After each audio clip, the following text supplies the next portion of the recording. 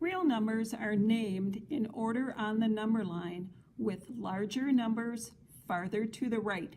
For any two numbers, the one to the left is less than the one to the right. We use the symbol here to represent less than, and we use the symbol here to represent greater than. Let's look at an example to write an inequality that makes this sentence true. 2, since it's to the left of 9 on the number line, is less than 9. Negative 3.45 is smaller than any positive number regardless of the size. Since it's to the left, it also will be a less than. The next two examples, we have a positive number compared to a negative. 6 is to the right of negative 12 on the number line, so it is greater than. Negative 18 compared to negative 5. Numbers get smaller to the left, and negative 18 is further to the left on the number line than negative 5. Negative 5 is closer to 0, so it makes negative 18 less than negative 5.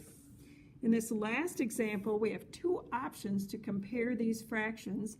Since they don't have a common denominator, one option would be to find a common denominator between 11 and 8 so that we can then compare them. To do that, our least common denominator between 11 and 8 is going to be 88.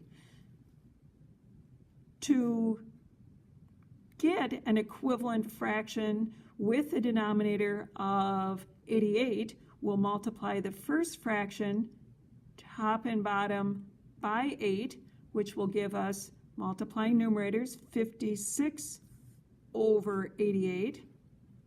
And the second fraction, 5/8, wanting a denominator of 88, we'll multiply top and bottom by 11. Multiplying numerators, we get 55 over 88. And now we can compare and see 56/88 is greater than, further to the right than 55/88, so it's a greater than. The other option would be to convert these into a decimal equivalency. 7/11 is the same as 7 divided by 11, which results in the rational decimal representation of 0.6363 repeating.